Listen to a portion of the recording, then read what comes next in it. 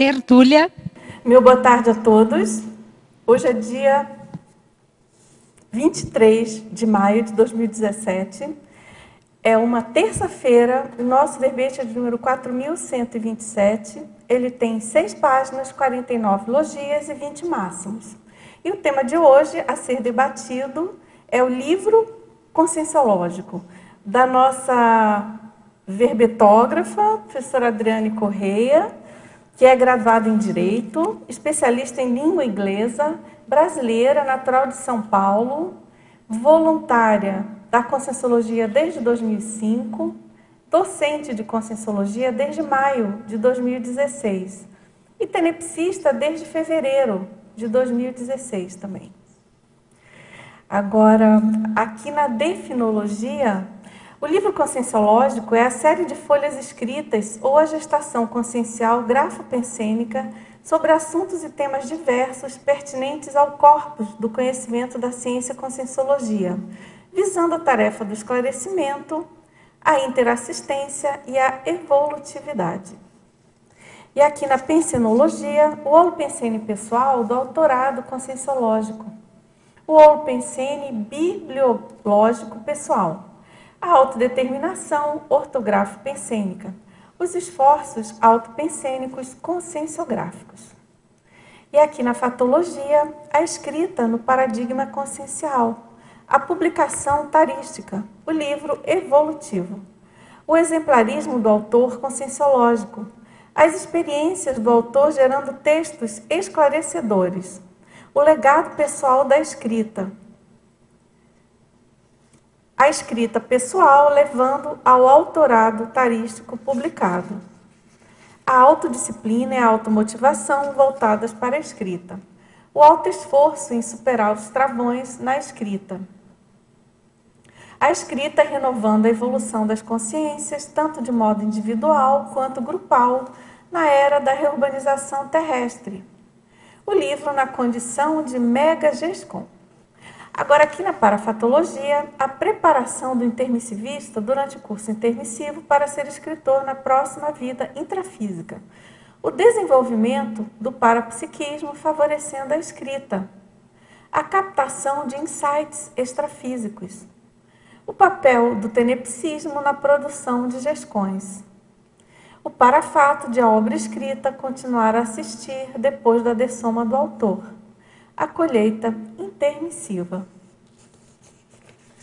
Agora, aqui na argumentologia, a gente destaca essa listagem, são 14 categorias de obras. É bom a gente dar uma examinada aí nessas categorias, né? E arrumar logo uma para ser o próximo, para ser a próxima obra. Agora, aqui na acabativa, na remissiologia, nós destacamos autorado holocármico, editares, escrita conscienciológica, escritor conscienciológico, trafor da escrita. E aqui na frase enfática, a consciência autora, ao publicar livro conscienciológico com temática fundamentada em autossuperações e aprendizagens em situações críticas, assiste aos leitores com alto exemplarismo. E na questionologia, você já publicou ou pretende publicar GESCOM? Admite ser a escrita do livro conscienciológico para dever proexológico dos intermissivistas? E aqui na bibliografia específica, nós temos 10 fontes bibliográficas. Muito bem, vamos aqui a nossa mega análise feita pela equipe da Enciclosapiens, professores Cláudio Monteiro, Maria Zila Padilha e Marilene Raganin. Obra, tares, autor, leitor, GESCOM, escrita, autoria, redação, conteúdo, estilística, publicação, autoproexis, evolutividade, conhecimento, exemplarismo, reurbanização, interassistência, cosmoeticologia, mentalsomatologia, conscienciografologia. Muito bem. Professora Adriane, vamos então dando início aqui. Queria ouvir você aí, sua motivação. A gente sabe que você voluntariou na Editares, não é isso? Tem um rapport aí grande com o assunto. Conta aí pra gente os bastidores da ideia desse verbete, como é que foi? Olá pessoal, meu boa tarde a todos. Eu tive a ideia de escrever esse verbete logo na sequência da ideia da escrita do verbete anterior, que foi o livro digital que a gente apresentou aqui no mês passado, no dia 27 de abril. Então, lá naquela oportunidade, né, eu expliquei que eu estava lendo a linha editorial da Editares e me chamou a atenção a questão do e-book. Eu achei que seria interessante deixar grafado na Enciclopédia da Conscienciologia essa modalidade de livro. E logo na sequência eu pensei, já que estamos escrevendo sobre livro, seria interessante também a gente deixar grafado a questão do livro conscienciológico. Eu até pensei, Dulce, que alguém já tivesse escrito sobre o livro conscienciológico. Tem o professor César Machado, ele escreve bastante, né, sobre a grafoproexis, sobre escrita conscienciológica. Então fui fazer uma pesquisa no site do ICGE, para ver se alguém já tinha proposto o tema, como ninguém tinha proposto, eu resolvi propor para trazer para discussão, para a gente ver também, até fomentar a questão da escrita e debater sobre a importância da escrita do livro na proexis do intermissivista. E eu procuro pautar também os meus verbetes dentro do binômio gratidão-retribuição. Então eu tento pegar as vivências que eu tenho, que eu acho que são interessantes, importantes e podem ajudar as outras pessoas, né? E tento transformar em verbetes. E como eu comentei também no outro verbete, eu trabalhei na Editares 1 ano e 2 meses, né? Então eu tive essa feliz oportunidade de poder participar, entender melhor como é que funciona o processo de produção do livro conscienciológico. E então resolvi trazer aí para a gente debater a questão do livro. E esse verbete também, como eu estava falando para vocês aqui antes da gente começar o verbete, ele é autoprescritivo para mim, porque eu não sou escritora de livros conscienciológicos ainda, mas eu pretendo não sair dessa vida sem ter escrito pelo menos um livro, né? Então é bom a gente começar a mexer no assunto para poder... Mas eu já estou com umas ideias, né, sobre o que eu quero escrever e tenho a ideia também de fazer alguns verbetes sobre o tema e depois utilizar aquela técnica da gente pegar o verbete e transformar no capítulo do livro. Ah, essa técnica é bem funcional. Muito boa, né, Dulce? Ver o pessoal falar e os resultados, né? Isso. Então, Adriane, fiquei bem feliz de estar mediando esse verbete. A gente fez uma dobradinha, né, Dulce? Dos 2 verbetes de livro e na mediação. Eu também fiquei muito feliz. Exatamente. Eu tenho um apreço especial, né? Acho que todo mundo tem, mas eu particularmente tenho até pelo histórico do meu voluntariado, né, na Conscienciologia, principalmente aqui em Foz, e todas as ICs relacionadas com escrita eu já voluntariei, né, e tenho muita atração, muito apreço. Enfim, eu acho que esse tema é bem importante, bem sério. E quando você pediu o título, também realmente foi uma surpresa a gente verificar que não tinha ainda exatamente esse título, não. Então, é isso. Vamos lá então, Adriane. A gente tem aqui já algumas perguntas, aqui na Fatologia, tá? Na página 1, quarta e quinta linhas. Você poderia explicar melhor o registro derivado da leitura, sugerindo contexto para o livro a ser publicado? Você poderia exemplificar alguma coisa? Tem um verbete do professor Valdo Vieira, no DAC, que é o Dicionário de Argumentos da Conscienciologia, que chama Mega Reciclologia. Então, o professor Valdo fala lá o seguinte, então ele põe assim: hoje é mais um dia da sua vida. O que você está fazendo com ele? Você dirá, estou lendo. Então eu pergunto, para quê? A pessoa deve ler registrando a absorção da leitura. O registro derivado da leitura pode indicar o contexto para o livro pessoal de esclarecimento a ser publicado, a gestação consciencial da consciência lúcida, componente da sua proexis. Vejamos nossas mega prioridades. Então a gente trouxe a ideia aqui de quanto é importante a gente ler e fazer os registros. E é outra coisa, né, Dulce? Você só lê por ler, e você lê, anotar, questionar, usar a sua autocrítica. Com isso, você vai aprimorando a leitura. E esses registros podem levar a pessoa também a ter várias ideias para utilizar na sua própria leitura. Com certeza. A questão daqueles atributos mentais somáticos, né, Adriane? Uhum. Por exemplo, a associação de ideias. Uhum. E, claro, né, a questão dos amparadores, né, ajudando na questão das parapercepções a partir da leitura, né? Você deve ter muita experiência com isso, com escrita de verbete, por exemplo, qualquer coisa, né? Eu já estou no 6º verbete, o 7º já está na revisão, estou escrevendo o 8º, então agora eu já peguei um ritmo assim na escrita do verbete.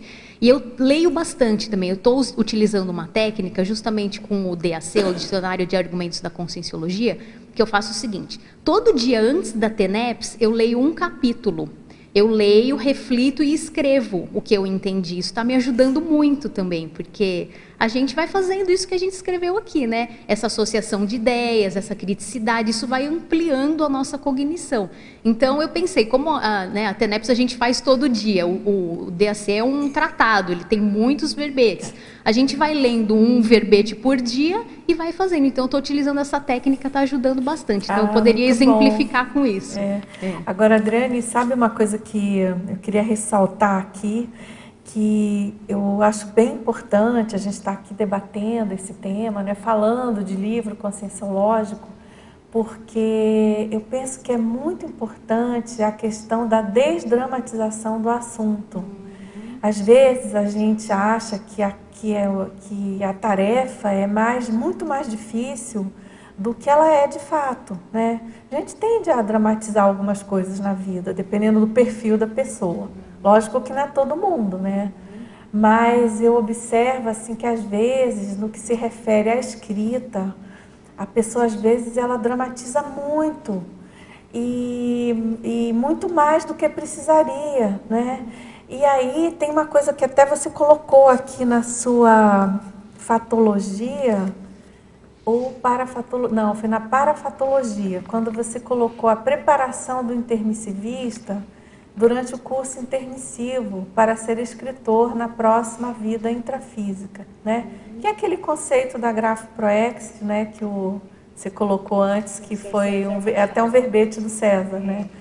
E então, se a gente pensar nisso, né, Adriane, nessa preparação prévia, na importância do espraiamento da conscienciologia a partir da vivência de cada um de nós, né, de cada intermissivista, começa a tomar um outro viés essa questão da possível dramatização do assunto, né? Que cada um vai dar o que pode. Isso. Você não precisa querer só escrever neo-verpon e de cara uma mega gescom, um tratado sobre uma neo-verpon. Não, você vai dar o que você pode no momento evolutivo. O que você acha? Exatamente, Dulce, eu penso bastante nisso também, e eu vejo que isso acontece com verbetes também, não é só com livros, né? Às vezes a pessoa acha que é impossível dela escrever um verbete, que é muito difícil, mas a gente vê que a partir do momento que a gente começa a fazer, as coisas vão se tornando mais claras, vão se tornando mais fáceis. E quanto aos verbetes também, eu estou aqui todo dia, vejo o verbete de vários verbetógrafos, às vezes a gente vê e fala, nossa, como a pessoa teve essa ideia legal, como esse verbete está profundo, olha que ideia de ponta que a pessoa trouxe. Mas eu costumo fazer assim, eu admiro as coisas que os outros escreveram, mas não fico me comparando, eu estou fazendo a minha parte também. É bem isso que você falou, a gente está mostrando o nosso nível evolutivo. Só que se a gente não treinar, não fizer, não escrever, como é que a gente vai chegar lá também?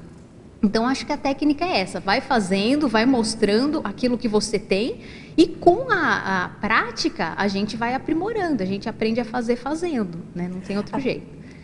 Isso mesmo. Agora, Adriane, aqui na fatologia, na página 2, 4ª linha, você poderia esclarecer se utiliza alguma técnica específica para o autodesassédio autoral?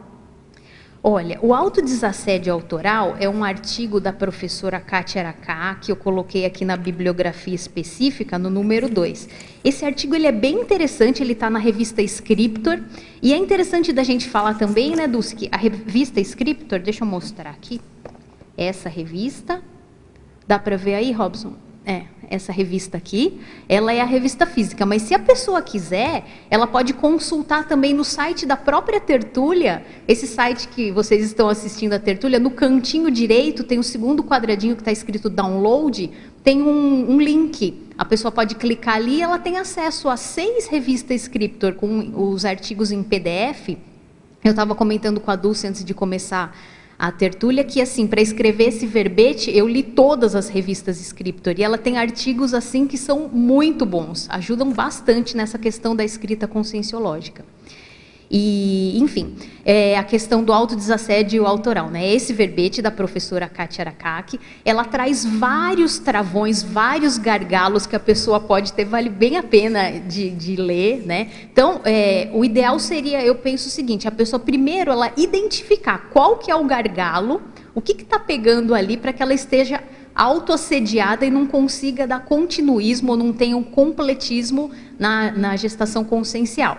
Aí, identificando, ela vai tomar uma providência, né, para o que ela possa fazer. Agora, a pessoa está pedindo um exemplo meu, né, o que eu poderia fazer, alguma técnica que eu poderia utilizar. Eu penso assim, aconteceu quanto a livro eu não tenho ainda experiência, mas quanto aos verbetes, eu comecei a escrever verbete e eu escrevi assim, o primeiro, o segundo, o terceiro, o quarto verbete, um na seguida do outro. Por quê? É justamente isso que a gente estava comentando. Você pega um ritmo, né, Dulce? Você vai escrevendo e você continua escrevendo, você quer escrever mais e parece que a coisa vai fluindo. Quanto mais você escreve, mais aquele ritmo você pega e vai deslanchando. Aí depois eu dei uma parada, eu comecei a fazer outras coisas, eu comecei a escrever artigo, e me intensifiquei mais no voluntariado, então deu assim um gap do ano passado até esse 5º verbete. Agora eu peguei o ritmo de novo, então eu acho que a técnica é essa que a gente está falando, a pessoa fazer, ela dá continuismo, e com isso as coisas vão fluindo mais, né? No meu caso. Agora, você quer falar?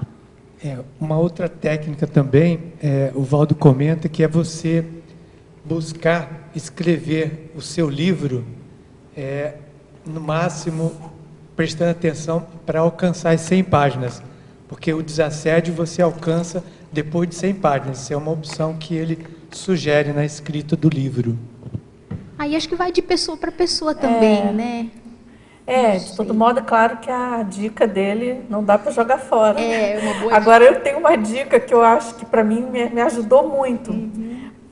Quando eu escrevi meu primeiro livro, eu não morava aqui ainda. E então, eu montei tipo uma mini estação, como se fosse uma réplica de uma... Réplica, entre aspas, né? Sem nenhuma pretensão, do Holociclo, no Rio. No caso, eu morava lá. E o meu objetivo ali era realmente concentrar e escrever. E uma coisa que me ajudou muito, que talvez possa ajudar, né, o nosso teletertuliano, são 2 técnicas que eu usei bastante, sem falar da questão de estado vibracional, né? Isso aí é hors concours. Mas em relação à escrita mesmo, então era a questão de permear a escrita, intercalar com leitura de tratado. Na época não tinha ainda o Reurbanizados, não tinha o Pacíficos, então eram 700, eu lia o 700 e o Projeciologia. E é impressionante, eu fico impressionada por falar em livro conscienciológico, né, Adriane? A capacidade de desassédio de uma leitura conscienciológica, se você se mantiver firme, né? Vai ter pressão, no início tem pressão. Mas se você mantiver, aquilo vai limpando, limpando, e você fica mais homeostático para continuar a escrita. E outra coisa também, que, Adriane, você falou dos artigos da Scriptor, né? Eu já não lembro qual é o artigo, sinceramente. Talvez seja meu, eu nem sei, porque alguns eu escrevi junto com a Kátia, alguns era aula do formação, mas enfim, mas tudo tinha muito a ver com as nossas vivências, né? Da gente que estava ali naquele métier. E com certeza isso é uma vivência minha. É a questão de você, dentro a escrita em si, a escrita do livro em si, ela pressupõe uma série de atividades. Não é só chegar a escrever, né? Tem várias atividades que culminam na escrita. Então você tem pesquisa bibliográfica na internet, você tem a leitura do livro que você já tem, você tem a lista de livros que você precisa ler, né? Você tem a pesquisa de compra de livros pela internet, você tem reflexão sobre aquilo que você já leu, você pode passear nas suas anotações, você tem atividades mais operacionais, assim, do tipo fazer lista de pendências do que você quer escrever, lista de coisas da bibliografia, né, coisas que você já sabe que não pode faltar. Então, são várias atividades que o autor, o autorando, assim, quando começa a ficar impregnado com o Holopensene da escrita, ele já sabe, ele mesmo já vai sabendo o que é aquele pendências que ele tem. E aí, no momento de mais dificuldade, faz uma atividade mais simples, mais fácil, né? Por exemplo, a atividade de organizar uma bibliografia. Organizar, que eu digo, é digitar mesmo. Fazer fichamento, digitar. Não é que é mais fácil, entre aspas, né, gente? Mas que não requer um esforço maior de escrita, porque a escrita exige, né? Você tem que articular ali várias faculdades mentais e para percepções de preferência. E algumas atividades não, são mais operacional. Outra coisa, organizar seu ambiente de escrita, né? Fazer aquela organização toda no seu escritório. Às vezes a pessoa está com a mesa tão bagunçada que ela não consegue organizar a cabeça. Isso parece que é bobagem, mas não é. Então, às vezes, vale a pena você dar uma parada e organizar ali o físico, né? Fazer ali a reciclagem bem externa para você poder... Acaba desassediando, né, Dulce? Exatamente. Bem interessante essa técnica, essas técnicas. Você quer perguntar, André? Sim. Primeiramente, parabéns, Adriane, pelo novo verbete. E aqui na página 2, na fatologia, na terceira linha, lado direito, você coloca sobre o estilo redacional, refletindo o temperamento da consciência autora. O que eu perguntaria é para você aprofundar esse tema e também até ver a questão, se a Dulce também ela tem alguma opinião a respeito, e você também, claro, Adriane, se o fato de trabalhar com verbete, que é uma ficha, que tem um padrão, que tem um formato, se isso também acaba afetando o nosso temperamento. Ele acaba nos ajudando a organizar e colocar, vamos dizer assim, alguns paraneurônios aí no lugar. Olha, André, eu penso o seguinte, respondendo primeiro a segunda pergunta, da questão da chapa, né? Então, por exemplo, o verbete, ele tem uma chapa, que a gente vai escrever e a gente vai seguir ali, conforme aquela chapa nos predispõe.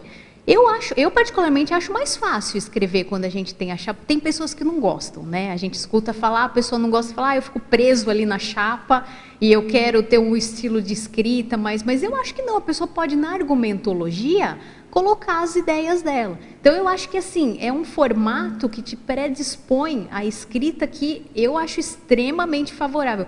Porque a gente faz a síntese e ali a gente faz a associação de ideias depois de uma coisa com outra. Eu acho, assim, fantástico. Foi genial essa ideia da chapa verbetográfica. Eu acho mais fácil, então, escrever o verbete do que escrever um artigo. No livro, aí, a pessoa vai poder utilizar a estilística própria, né, que ela vai aí pesquisar e ver o que seja melhor para ela. Agora, na questão você perguntou do temperamento do autor, né, da estilística pessoal refletindo o temperamento da consciência autora. Tem um verbete do professor Valdo Vieira, no Dicionário de Argumentos da Conscienciologia também, que chama autoradologia. E ele fala, né, que o estilo redacional reflete inescondivelmente os componentes, não raramente os mais obscuros e absconsos do temperamento da consciência autora. A estilística redacional toca diretamente na intraconscienciologia. Eu acho que faz um sentido tamanho, porque a gente vai escrever e vai refletir aquilo que a gente é. Então, eu penso que dificilmente, por exemplo, uma pessoa que ela é conflituosa, que ela é agressiva, ela vai ter um estilo de escrita que seja mais anticonflituoso, que seja mais pacífico, né? Então, a escrita, o livro, ele quer queira, quer não, ele acaba sendo autobiográfico, porque a escrita está passando pelo seu filtro, então você acaba escrevendo um pouco daquilo que você é. Você se expõe bastante, né? Agora, Adriane, eu penso também, dentro aí nessa linha do que você vinha falando, né? E que essa questão da interferência, do confort, no caso da enciclopédia, né, de ter uma chapa verbetográfica e a pessoa treinar, se reeducar dentro desse confort, na minha opinião, e me parece que isso é quase que um consenso, a pessoa que realmente consegue adentrar na sofisticação desse confort, ela não só não limita nada do que nada ideativo, como, ao contrário, potencializa, amplifica a autopersenidade, porque tem N motivos para isso, né? Eu acho que isso poderia dar um verbete, só a gente ficar falando aqui não é o caso. Mas assim, que eu penso que é batatófilo é o seguinte: essa tecnologia aqui foi desenvolvida por uma pessoa com um cabedal muito grande de escrita, um domínio muito grande da língua portuguesa, da escrita, do autorado, da pangrafia. Então, imagina o que é a gente fazer uma reeducação pensênica, né? Uma reeducação em relação à escrita, as ideias que a gente pensa, embasadas numa tecnologia feita por uma pessoa que tem esse tipo de know-how, né? Essa bagagem holobiográfica. Então, para mim, não precisa nem entrar em muito detalhamento. Assim, se você parte dessa constatação que é um fato, né? Isso é fato, não dá para você... não, isso é hipótese. Não, isso é fato, né? É fato. A pessoa tem uma obra enorme, tem uma qualidade também bem tangível, e, né, o número de verpões, neologismos e tudo, e a pessoa propunha verpões para a gente com essa chapa. E a gente, com toda a nossa chucrice, a gente compreende bastante do que está aqui. Não tudo, mas bastante. Então, eu acho que só de você pensar nisso, sabe, André? Agora, eu acho interessante, Adriane, que você comentou essa coisa do temperamento, né? Eu acho bem importante, bem sério isso que você falou. E uma coisa que me instiga muito é que, embora o verbete a verbetografia tenha essa chapa, ainda assim não, também assim, ela traduz completamente o temperamento do verbetógrafo. Se você parar para analisar, é muito interessante a riqueza de cada verbetógrafo, como que ele trata esse recurso, né? E, claro, isso tudo voltado para a inserção na enciclopédia, né? Essa possibilidade. Posso fazer uma outra pergunta? Então, aqui pegando na página 3, na paradoxologia, o primeiro paradoxo é o paradoxo comunicativo da transmissão da mensagem para si mesmo. Aqui, André, eu quis trazer a ideia do autorrevezamento multiexistencial, que a gente até debateu também no outro livro, né, de você deixar alguma coisa escrita, e é um paradoxo porque você está escrevendo para os outros, mas você vai tentar escrever aquilo para você mesmo encontrar numa outra vida. Então, que é um exemplo disso, o professor Valdo Vieira, na dedicatória que ele faz do livro Homo Sapiens Reurbanizzatus, ele deixou para ele mesmo, dizendo que ele, com a intenção de viver no século 22, né, e, se possível, trabalhando dentro das ideias da conscienciologia, ele deixa ali dedicado a ele também, Valdo Vieira, número 11, até ele coloca que era um número dele, né, e para que ele possa encontrar depois aquela escrita que ele mesmo deixou. A gente sabe que não é fácil, né, se a gente conseguir ter essa lucidez na próxima vida, de tentar encontrar algo que a gente deixou escrito, mas eu penso que é uma grande ferramenta, porque se a gente consegue deixar por escrito e depois, a partir dali, a gente pegar dali para frente e conseguir dar continuidade àquilo que a gente vem trabalhando, é uma técnica que vai ser assim bem interessante. Eu também queria aproveitar, na mesma folha, né, o polinomiologia, ou na segunda linha o polinômio verdades, ideias, neologismos e verpons. Eu pensei nessa ideia, nesse polinômio, quando a gente pensa assim, a gente está tendo uma ideia em cima de alguma verdade que a gente tenha pesquisado, né? Disso pode sair um neologismo. O que é um neologismo? É uma nova palavra, é algo que você vai trazer de novo. E isso vai ser uma verpom, que é uma verdade relativa de ponta. Mas até que ponto, e é por isso mesmo que ela chama relativa, porque a evolução ela é dinâmica. Então, daqui a pouco, se tudo isso aqui não tiver superado, o professor Valdo falava isso, né? Se não tiver tudo isso superado, qual que é a evolução que a gente está tendo? Então, se você for escrever algo que seja dogmático, que seja não é isso, pronto e acabou, a gente não tem evolução. Então, trabalhar com as verdades relativas de ponta. A gente está trabalhando, está pesquisando, às vezes você traz um neologismo, uma verdade, mas ela é relativa. Daqui a pouco ela vai estar superada e a gente vai escrever novas verpons. Tá bom, obrigado. Adriana, parabéns pelo verbete, é muito bom, e isso aí estimula a gente a começar, né, ou deixar de engavetar o livro, que depois é uma pergunta que eu vou fazer, mas a primeira que eu quero é na página 3, você fala ali, os verbetes da enciclopédia da Conscienciologia, fomentando o ciclo das neoideias para tema de livro. Eu acho que esses verbetes, ou o fato de estar aqui no tertuliário, tudo isso aqui ajuda, né? Que aqui você tudo otimiza. Eu acho que é um grande aporte, é uma fonte de conhecimento. Como a Dulce acabou de falar ali, amplifica a pensanidade, qualifica, né, o trabalho. O que mais que você pode falar sobre isso para nós? Você que convive aqui também todo dia, gosta de estar aqui, faça sol, faça chuva, né? A gente está aqui, né, Marilux? Eu, você, o André e o Robson estamos aqui todo dia. Então, eu acho que essa é uma técnica, como a gente comentou no começo, extremamente importante de você pegar, a pessoa pode fazer também, como eu estou pretendendo fazer, vai escrevendo verbete e depois esses verbetes podem se transformar em capítulos do seu livro. Agora, que a gente está aqui todo dia lendo verbete, escutando novas ideias, acompanhando isso, que isso, quer a gente queira, quer não, tem um efeito muito positivo na gente, e isso eu não tenho dúvida nenhuma.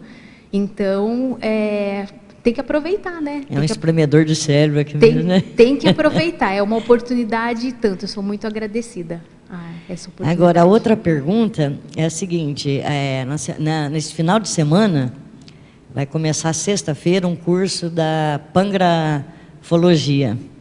E aqui na parafotologia, você fala da pangrafia e depois na tecnologia você fala também da técnica das 3 cadeiras. E isso está relacionado com o nosso curso, que é a professora Dulce, que é a Epicom, e o Hernani Brito. Hernani Brito. E Hernani. O Hernani Brito. Falar rápido. E então você poderia ampliar isso para a gente, explicar para quem não sabe como que é esse fenômeno de pangrafia e como é a técnica das 3 cadeiras, que isso vai ser usado lá.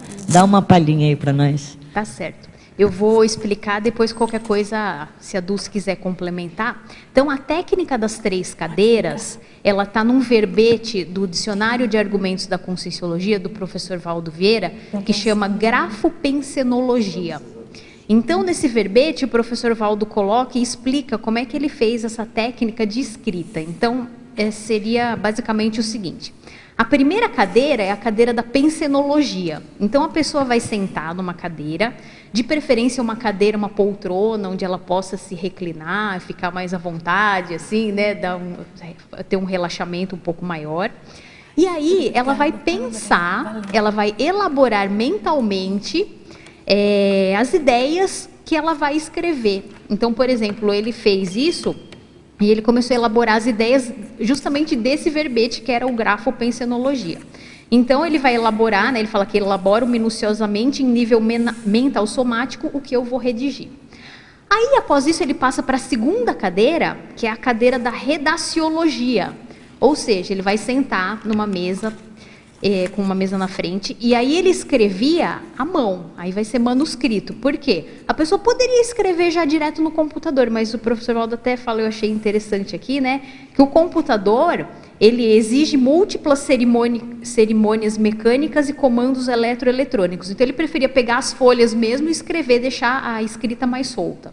Aí vai lá e redige tudo aquilo que mentalmente você tinha pensado na primeira cadeira. Aí você passa para a terceira cadeira, que é a cadeira da digitaciologia. Ou seja, aí você vai digitar tudo aquilo que você acabou de redigir, escreve no computador, e aí você está com o seu texto pronto. Aí ele fala aqui, né, no verbete, que ele, em 1h40, ele estava com tudo pronto, e isso é fruto das 7 décadas de praia, né? 7 décadas de praia de escrita, né? Que é aquilo que você comentou, que a pessoa, né, que elaborou tudo isso, que é ele, o professor Waldo Vieira, já tinha um cabedal assim muito grande, uma experiência grande, né? Então, para ele, em 1h40 já estava com tudo pronto. Mas essa técnica eu acho muito interessante, ela é interessantíssima, né? Até é uma técnica que as pessoas podem usar, aí tem suas próprias experiências para testar. E a questão da pangrafia, né, que seria a outra pergunta que você fez, é um fenômeno avançado, ele vai muito além da antiga psicografia, que era a pessoa somente da passividade. Acho que a Dulce pode até complementar um pouquinho mais, mas são vários fenômenos, né, Dulce, juntos. É um mix de fenômenos, parafenômenos, de parafenômenos, né, que a pessoa vai utilizar, ela vai ter que ter o seu parapsiquismo também trabalhado, para ela poder dar ali a passividade, e ela vai utilizar disso também em prol da escrita, que é o que vocês vão trabalhar no curso, né? Pangrafologia verbetológica. Já que vocês estão tocando no assunto, vamos lá. Então. Aproveitar. O curso é agora, né? Esse final de semana. Nesse final de semana. É 26, 27. Começa 26. Sexta-feira à tarde, né? Então, isso mesmo, você explicou muito bem a técnica das 3 cadeiras. A gente vai trabalhar no curso justamente a técnica com o objetivo, no caso, o foco é a escrita de verbete, né? Então, a gente vai ter o campo bioenergético, colchonete, mesa para a segunda. Colchonete seria a primeira, mesa seria mesa com escrita ainda no campo. A segunda cadeira, né? Ali vai ter toda a parte de energização com os epicões e tudo aquele campo mesmo, para os amparadores atuarem, né, bem propício para isso. E então a pessoa ali vai fazer as captações de ideias, anotações e tudo. E na parte da tarde, aí sim, ela vai para o notebook trabalhar na chapa verbetográfica. Então a ideia é bem essa, é colocar em prática, treinar essa técnica das 3 cadeiras, considerando que também uma técnica super avançada, né? Não dá para a gente desperdiçar, e a gente precisa treinar sim e aprender a ter mais agilidade, qualificar mais a nossa escrita. E essa questão da pangrafia, né, Adriane, que você comentou, a Marilu que se perguntou, é claro que a gente não tem a pretensão e também a gente tem que tomar muito cuidado para não banalizar uma técnica tão avançada quanto é a pangrafia. A gente sabe disso, né? Não é qualquer escrita parapsíquica que é pangrafia, de modo algum. A pangrafia é um fenômeno avançado, o professor Waldo até coloca que, de preferência, assim, alguma coisa ele coloca no sentido de que a pangrafia ela começa a acontecer a partir da desperticidade. Ou seja, é um fenômeno realmente que exige um certo traquejo, né? Um nível já de parapsiquismo mais avançado. Mas qual que é a proposta, né, da gente, assim, no caso mim do Hernani, né? Eu já falei isso aqui, deixa eu falar rápido para não ocupar muito a tertúlia, que a gente teve a ideia desse curso no mesmo SCP-2 e ao mesmo tempo. Ele teve um nome e tudo, e eu tive... Enfim, os dois tiveram a ideia de fazer curso de campo com escrita de verbete no mesmo SCP-2 que a gente estava como aluno, no caso. E Então foi muito interessante, foi tudo muito sincrônico. E a nossa ideia é a gente pensar grande, não é? Partir dessa condição de pensar grande, que a gente pode chegar na pangrafia, que a gente tem alguns lampejos, alguns vislumbres, não é? Cada um tem as suas experiências menores ou maiores, mas enfim, isso não importa. O que importa é que a proposta é a gente criar um holopensene favorável a gente ter um parapsiquismo bem intelectual, bem mental somático e conseguir fazer captação de ideias e começar a treinar mesmo, pensar na pangrafia. E por que isso tem total relação com a Enciclosapiens, né, com os verbetes? É claro, o professor Valdo escreveu a enciclopédia com a pangrafia. Ele escreveu sobre isso. Ele declarou isso, né, que ele usava a pangrafia para escrever os verbetes. Então, gente, vamos nos qualificar, né? Vamos correr atrás. Pode não ser possível no primeiro momento? Pode, a gente não tem essa pretensão. Mas é a questão de dar o primeiro passo e trabalhar no desassédio mental somático de cada um, que você colocou antes, né, Adriane? A questão dos travões é fundamental. A pessoa entender quais são os travões dela. O que está pegando para ela, que está impedindo ela de escrever e de galgar no caminho da pangrafia, né? Porque se a gente pensar, puxa, todo mundo intermissivista em geral tem esse objetivo de escrita no sentido da TARES, de divulgar a conscienciologia antes de mais nada. E então, por que não? Por que não desenvolver a pangrafia? Né? Vamos correr atrás, não é isso? Então é isso, a proposta do curso é bem essa. E aí fica o convite, quem tiver interesse é SAEC, né? Secretaria do SAEC, a gente tem vagas ainda, tem pouquinhas, mas tem, porque, é claro, tem um número limitado, né, em função dos campos, que é o colchonete, mais a mesa, e então tem um espaço assim um pouco mais, a gente está chamando de 7 pangráfico, aquele espaço ali. Então, todos convidados. Agora, você queria perguntar? Mais uma pergunta, tá. Depois Adriana, você vai, tá? Mais uma pergunta aqui, na página 2, na parafatologia. Você coloca na 1, 2, 3, 4, esqueci de marcar, na 5ª linha, o papel do tenepsismo na produção da GESCOM. Você teve alguma experiência, alguma inspiração? Como que você faz? Que você possa compartilhar conosco? Tive, Marilux. Essa eu tenho uma experiência que eu posso contar. Que eu estava na TENEPS, acho que tinha 2 meses e pouco que eu tinha começado a TENEPS, e me veio uma ideia, estava quase que terminando a TENEPS, e assim, do nada, aquelas coisas que a gente não sabe de onde vem, né? Aliás, sabe, que veio do amparador, mas assim, veio a ideia de fazer o autovínculo tenepsístico vitalício, né? Veio em bloco essa ideia, assim, eu não estava pensando nisso. E aí eu escrevi um verbete sobre isso, né? Foi o meu verbete número 4. Então, aí eu pensei, falei, olha, isso é para ficar marcado também, para ficar vincado, porque a TENEPS, quando a gente começa, ela é um vínculo que é para a vida inteira. Então, é daqui até o final da vida, a gente tem esse vínculo de fazer assistência, esse para-vínculo também, né, com o amparador.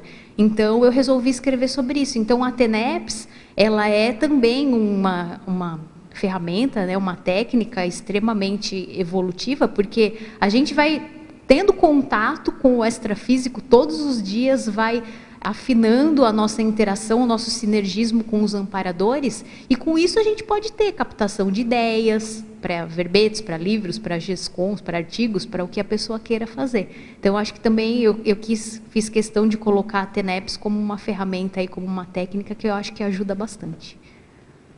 Adriane, você podia comentar na página 3, na efeitologia, o último efeito, os efeitos da escrita conscienciológica para a recomposição grupo kármica.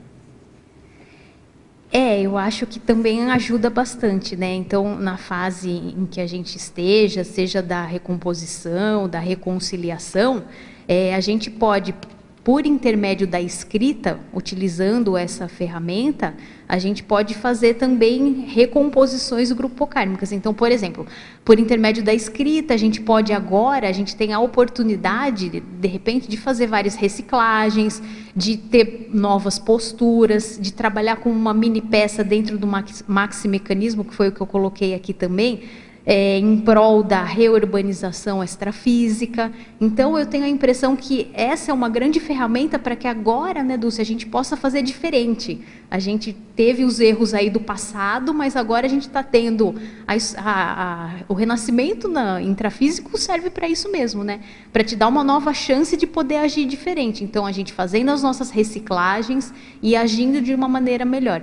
Pela escrita, eu acho que isso é uma ferramenta também bem interessante, porque vai ficar grafado, então tem que tomar cuidado também com o que a gente vai escrever, né? Com o que a gente vai deixar, porque vai ficar grafado, a gente vai dessomar, vai para o extrafísico, vai voltar numa outra vida, mas os nossos escritos vão ficar aí. Então, atenção ao nosso legado, que a gente vai deixar da escrita. É bem sério isso. Uma coisa também que eu acho que é bem importante, né, Adriane? Você colocou em algum local aqui, que tem a ver com esse efeito, né? Claro, é a questão do efeito durante a escrita, né? Da assistência que você faz durante a escrita para aquele grupo que, né, você fica ali de eixo das ocorrências e o seu exemplarismo ali, né? E vai depender aí do tema, enfim, do grupo que você tem prioridade aí assistencial, né? Mas é tudo assim muito bem orquestrado, né, pelos amparadores, né? Agora, Adriane, aqui na Politicologia, na página 3, na primeira linha, ele pergunta por qual maneira os futuros neoautores podem ficar inteirados da política editorial da Editares.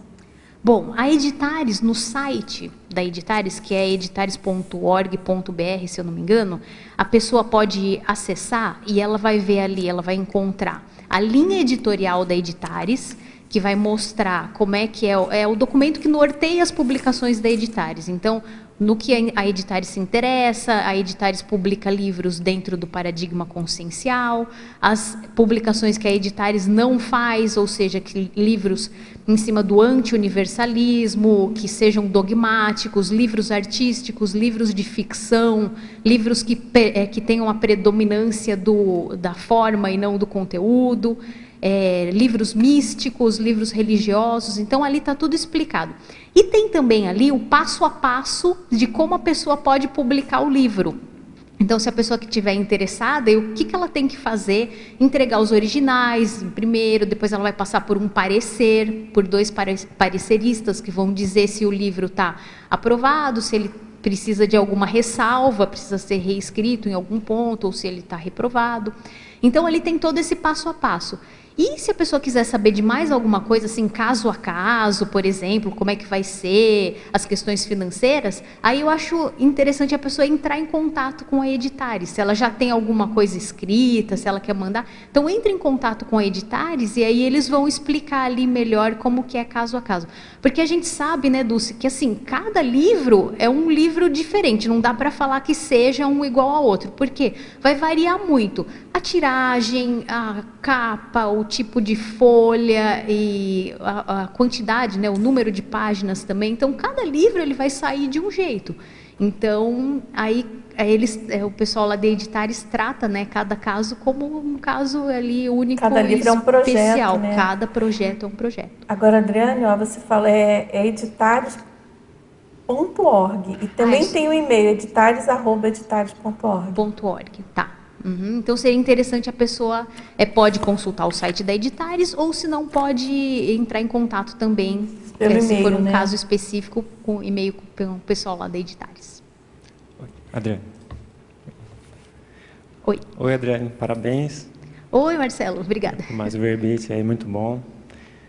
Minha pergunta é na fatologia, na página 2, na 5ª linha, você colocou os gargalos, eu não sei se você já comentou isso, que eu não cheguei no começo. Os gargalos antes, durante e após a escrita do livro conscienciológico. Você pode aprofundar um pouco? Dar uns exemplos? Sim. Eu fiquei curioso com o após a escrita. Tá, legal. É assim, Marcelo, tem um artigo da professora Kátia Aracá, que eu até coloquei aqui na remissiologia, na bibliografia, é o 2º, se não me engano, Então, ela fala sobre o autodesassédio autoral. Esse artigo está na revista Scriptor, número 1, né? Então, quem quiser acessar também pode pelo site da Tertúlia, ali tem o ícone, tem o link da revista Scriptor, a pessoa pode ler. Então, está na revista Scriptor, número 1, é o artigo Autodesassédio Autoral da professora Kátia Aracaki. Então, ela coloca assim, os gargalos são aqueles travões, né? O que está impedindo com que a pessoa tenha o completismo na gestação consciencial dela. Então, para dar uns exemplos. Por exemplo, antes, né? Então, seria a questão do autoderrotismo, a pessoa acha que ela não tem competência para escrever o livro. A questão da indecisão, por exemplo, ela está com dúvida quanto ao tema do livro, só que isso já faz 6 anos que a pessoa está pensando e não sai daquilo, né? A questão da megalomania, a pessoa está escrevendo 4 livros ao mesmo tempo e não termina nada, né? Então, esses seriam os gargalos antes. Os gargalos durante, tem outros exemplos também, mas eu estou citando só alguns. Aí durante ela coloca assim, por exemplo, a questão da improdutividade, é um gargalo também. A pessoa está fazendo o livro, está escrevendo? Estou escrevendo, só que faz 10 anos que ela está escrevendo e aquilo não termina nunca, né? A questão da falta de tempo, então a pessoa acha que ela não tem tempo para escrever, então ela não teve ali a auto-organização de colocar um tempo, de se organizar na agenda para escrever o livro. E a questão, um outro gargalo também durante seria a questão da autoinsegurança. A pessoa pensa, será que eu vou conseguir escrever o livro? Né? Então ela fica insegura, ela acha que ela não vai dar conta daquela empreitada. Aí depois, quando a pessoa está ali com o livro já pronto, né, ou acha que já terminou, então teria alguns gargalos, então alguns travões. Por exemplo, a questão da expectativa. E se a editora não aprovar meu livro? Então, vou entregar lá, mas e se não tiver bom? E se eles não quiserem publicar?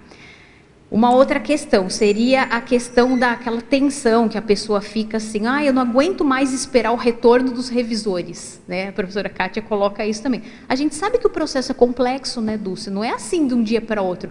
E quantas vezes, às vezes, o livro vai e volta, né? Acontece, né? A pessoa vai ter que passar por isso, vai ter que lidar com isso. Depois, uma outra questão também que ela colocou interessante aqui, viu, Marilux, que a gente estava comentando, é a questão do abandono da obra, que a pessoa, ela escreveu, mas engavetou, não quero mais saber dessa obra, né? Então, ela não dá a continuidade. E é interessante esse artigo, acho que vale bastante a pena a pessoa ler, porque ela coloca esses gargalos e depois ela dá sugestões de técnicas para que a pessoa possa superar cada um desses problemas. Então, por isso que a gente comentou, né, que seria legal a pessoa identificar por aquilo que ela está passando, para que depois ela possa trabalhar em cima do problema aí que ela tenha identificado. Tá ok, tá ótimo.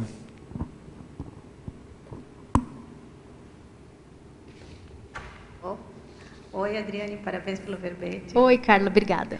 E talvez você já falou, mas eu cheguei atrasada. Na parafatologia, na terceira linha de baixo para cima, o papel do tenepsismo na produção de GESCONS. Pode comentar um pouquinho? Legal. Eu comentei, a Marilux perguntou, mas a gente comenta de novo, não tem problema. Eu tive uma experiência na minha TENEPS, tinha começado a fazer TENEPS fazia uns 2 meses e pouco, e veio uma ideia para mim, que foi assim, eu estava terminando a TENEPS, veio a ideia em bloco, que era autovínculo tenepsístico vitalício. Eu não estava pensando nisso e a ideia chegou assim, e eu falei, olha que interessante, anotei e falei, isso aqui dá um verbete. Aí eu escrevi um verbete sobre isso, que foi meu verbete número 4. E aí comecei a pensar, estudar e falei, não, isso tá bacana para a gente deixar bem vincado, porque a TENEPS é um vínculo mesmo que a gente vai ter daqui para o resto da vida. Então, foi uma ideia que me veio na TENEPS. Então, como eu comentei, eu achei interessante a gente deixar anotado aqui, porque a TENEPS ela é uma ferramenta também, onde você tem o contato diário com o extrafísico, e você pode ter aquele contato, né, mais aproximado com os amparadores, e pode te surgir ideias que você pode aproveitar para artigos, para verbetes, para livros, para fazer sua gestação consciencial. Porque passou comigo também. A escrita nunca foi o meu traço forte, mas quando eu comecei a fazer a TENEPS, veio essa ideia de que tem que escrever, tem que escrever. E aí eu pensava, não, eu não sei escrever, eu não sou boa. E os amparadores então mostravam, olha, tu escreveu uma resenha de filme, tu escreveu um verbete, por que não vai dar conta de escrever um artigo? E aí eu escrevi um artigo, então foi bem interessante como a gente realmente tem que aproveitar mais a TENEPS para o lado da escrita mesmo. Olha que interessante. E eu acho que essa questão, né, Dulce, da pessoa se autodepreciar, de falar, não, eu não sou bom o tanto, o bastante para fazer um livro, para fazer um verbete, para fazer um artigo, é uma coisa que acontece muito, né? A gente escuta muito. É um gargalo, assim, eu acho que é um dos que pega bastante, assim, várias pessoas, né? Adriane, a gente estava falando mais no início, né? Em geral, os problemas de escrita, eu estou falando isso assim, da época que eu trabalhava, voluntariava na Unescom, na Editares, né? Lá das atividades, né, da Unescom. Então, o que a gente observava era a questão de que a pessoa, ela fantasia muito, é muito mais travão emocional do que dificuldade de fato, né, com a escrita. Claro, cada um tem seu nível de dificuldade, né? Uns tem algum problema mais gramatical, outro com alguma questão de construção, algum tipo de lacuna cognitiva. Isso pode realmente acontecer.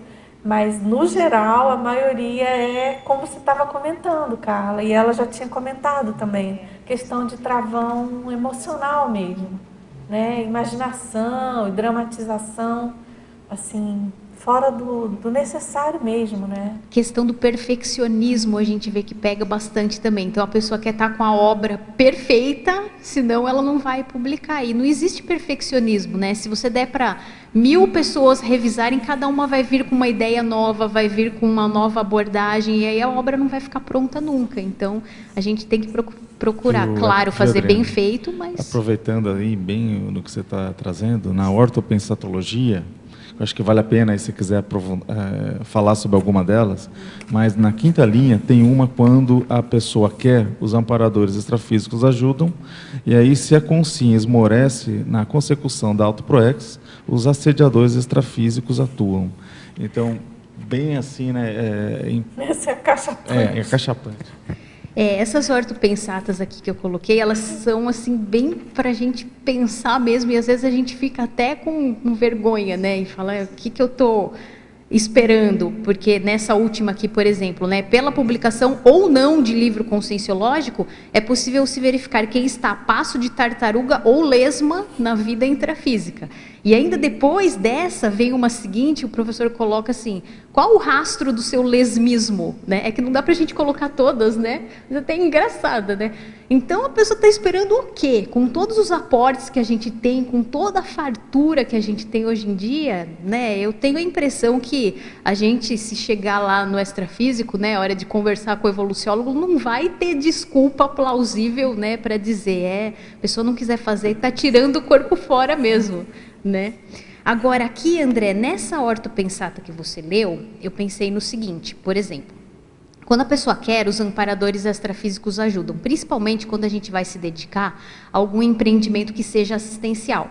Porque se a gente for pegar e fazer uma análise do planeta que a gente vive hoje, a gente vê que a condição da maioria das pessoas, ela ainda é patológica, ela não é sadia. As pessoas estão mais pensando em si próprias do que pensando em ajudar alguém. Então, quando a pessoa ela vai se lançar no empreendimento que seja assistencial, que seja útil para ajudar outras pessoas, eu penso que automaticamente ela já vai atrair a atenção do amparador extrafísico. Por quê?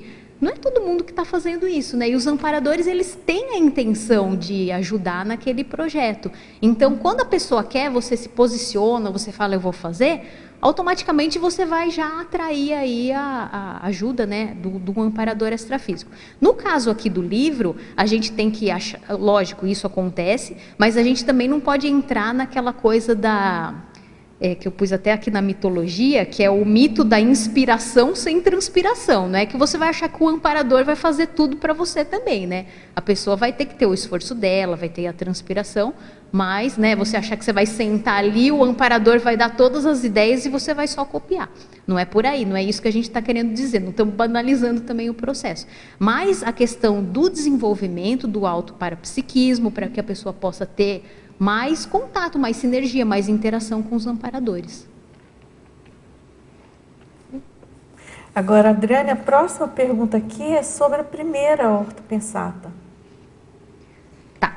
Livro. A rigor, todo livro conscienciológico constitui antologia, pois a consim autora trabalha sempre em conjunto com os amparadores extrafísicos, objetivando a interassistencialidade mental somática.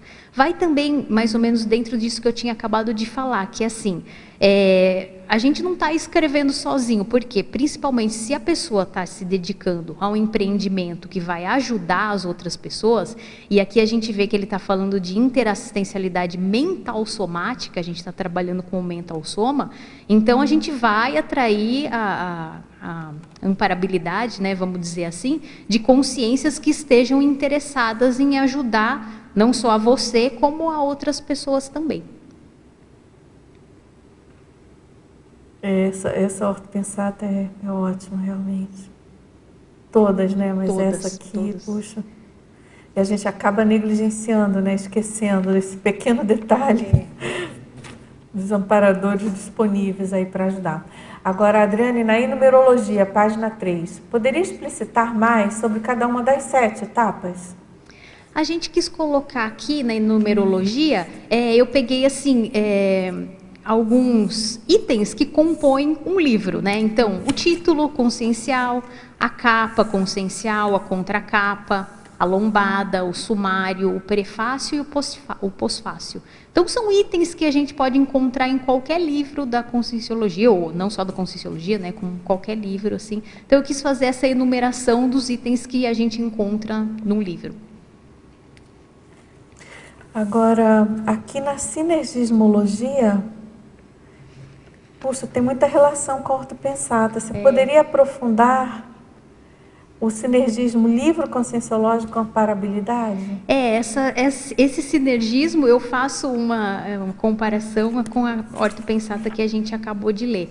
Então, a pessoa, né, se dedicando a um empreendimento assistencial, tarístico, que vá ajudar outras pessoas, ela vai atrair a atenção ali de amparadores que vão querer entrar também nesse empreendimento para ajudar a pessoa. Aqui também a gente também já comentou, mas eu acho que vale a pena falar de novo, do investimento da pessoa no autoparapsiquismo, para que ela possa ter até esse sinergismo maior com o amparo, né? Para que ela possa ter mais percepções, que ela possa saber traduzir.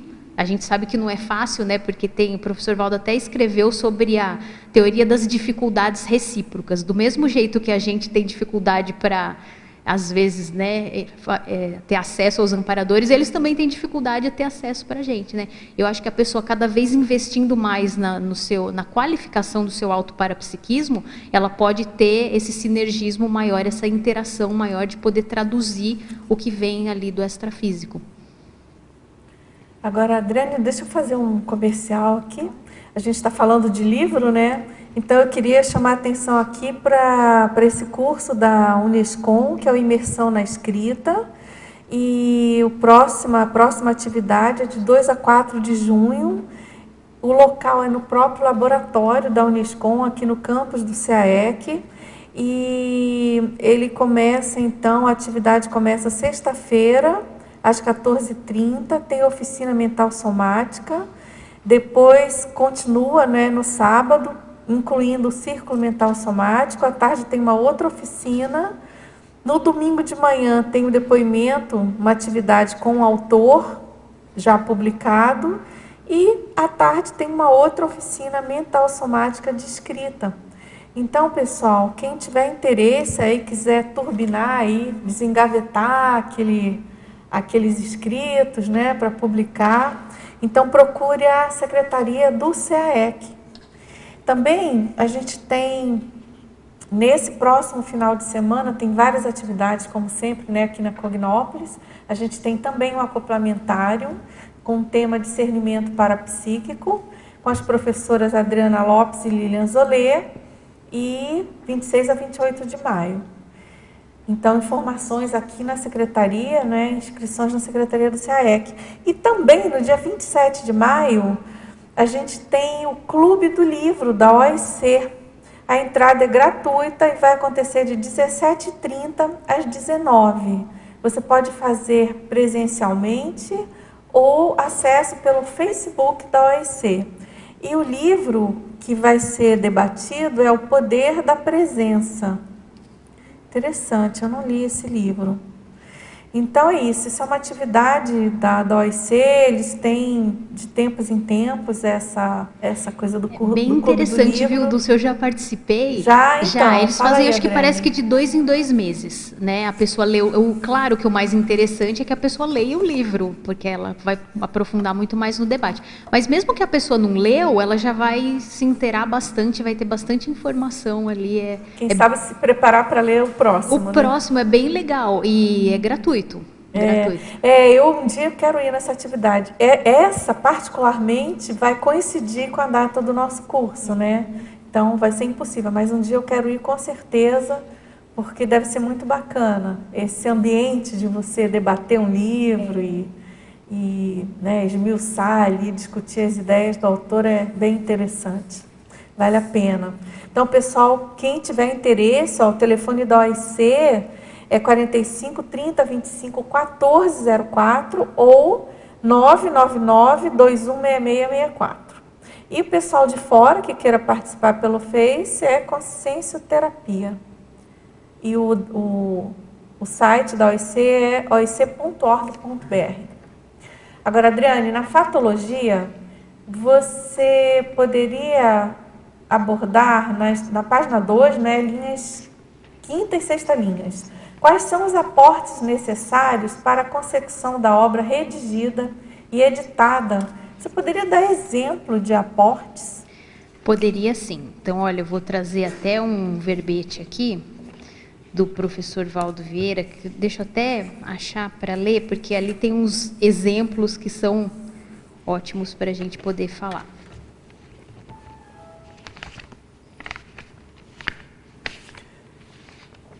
Aqui, achei. Então, o professor Valdo Vieira fala assim, o verbete é o autorredaciologia, está no dicionário de argumentos da conscienciologia. Então, por exemplo, importa lembrar que todas as consciências intermissivistas renascem predispostas e recebendo os aportes necessários e suficientes para a consecução da mega GESCOM redigida e editada. Não se pode esquecer ainda a existência de para-recursos avançados, gratuitos, sugerindo até certa incidência de mordomia de natureza mental somática, por exemplo, esses 6 aqui dispostos na ordem funcional. Então, aí vem os exemplos, né? Então, ó, consultas à holoteca. A gente tem a holoteca aqui no CAEC, né? A holoteca tem mais de 7.000 dicionários e não sei quantos mil assuntos expostos, não, ali compilados em pastas, né? Separados em temas específicos. No holociclo. No holociclo, desculpa. Eu pulei. Não, você falou é o certo. holociclo, desculpa. Primeiro é o holociclo. Consultas ao holociclo. Então, mais de 7.000 dicionários no holociclo e os artefatos ali que a pessoa pode consultar nas pastas, né, sobre o tema que ela queira. Depois, consultas à holoteca. A holoteca é mais que uma biblioteca, porque tem os artefatos do saber também, mas a holoteca tem, acho que, quase 100.000 livros, né, Gilson? Então, que a pessoa pode consultar ali também. Aí, depois, outro exemplo de aporte. Vídeos online das tertúlias conscienciológicas. Então, esses vídeos que a gente tá com os verbetes todos os dias, que ficam também aí disponíveis no YouTube para que a pessoa possa consultar. Os verbetes online da Enciclopédia da Conscienciologia, que são os nossos verbetes em PDF, que também estão no site, que a pessoa pode consultar gratuitamente. Aí, os verbetes online do Dicionário de Argumentos da Conscienciologia, que também estão ali por ordem alfabética, disponíveis, a pessoa também pode pesquisar. E a tertúlia, né, como essa de hoje, com entrada franca todo dia aqui no tertuliário, que a pessoa pode vir presencialmente ou se não, ela pode participar online, né? Então, tudo isso são recursos, né, são aportes que a pessoa tenha e que ela pode utilizar em prol da escrita. Então, a gente tem muita coisa. Tem um outro que faltou, os próprios livros, alguns livros editários que são disponibilizados gratuitamente, como Projeciologia, por exemplo. Bem lembrado, né, Gabriel? Eu falei no outro verbete meu, que foi o livro digital, se a pessoa entrar lá no site da Editares, ela tem vários livros em PDF que ela pode consultar também gratuitamente, né? Tem o manual da Proexis, do professor Valdo tem vários, o manual da TENEPS, acho que o manual da dupla evolutiva, o Nossa Evolução, o que é a Conscienciologia, tem o manual da verbetografia também, de redação da verbetografia. Então, ou seja, gente, tem muita coisa. Tem muita coisa e gratuito. Isso a gente está falando todos os recursos, então é muito aporte. Adriane, eu lembrei que a Eliana Manfroy tem o verbete, que é o aporte autoral, que é bem em cima disso. Que ela é mais um aporte, o verbete dela sobre aporte autoral, certo? Isso. Que ela fala do que a gente tem, né, de aporte, que aporte é recebimento, né? Aquilo que a vida te oferece de algum modo, e que no caso converge, como você bem colocou, para ajudar na escrita, né? Para você tirar partido, né? Tem uma outra discussão, Dulce, eu até fui procurar, eu lembro que teve um círculo mental somático, e eu anoto e fui procurar lá nos meus escritos, e foi um círculo que teve aqui em janeiro de 2016, o tema era autodesassédio autoral. E teve uma pergunta que deu um debate bom, é uma pergunta que dá um debate, até está aqui na do professor Valdo Vieira Horto Pensata, que é assim: a escrita de livro conscienciológico seria uma cláusula pétrea na Proexis de todo intermissivista? Aí o pessoal começou a debater, né? Tem gente que acha que sim, tem gente que acha que não, né? Então é um debate que também ele é assim. Esse é caloroso. Esse é caloroso, né? O professor Valdo Vieira, no verbete Escritologia do DAC, ele fala que é prioritário para todo intermissivista. Claro, é difícil a gente generalizar também, porque a Proexis ela é individual, né, André? E personalíssima. Às vezes pode ser que tenha algum intermissivista que esteja aí no interior de algum lugar sem saber ler, sem saber escrever, e esteja fazendo mais assistência do que quem escreveu, por exemplo, 10 livros. Mas eu digo assim, no nosso caso, nós que somos intermissivistas, ainda mais que estamos aqui na Cognópolis, que sabemos ler, que sabemos escrever, que temos todos esses aportes, eu penso que não tem como tirar o corpo fora.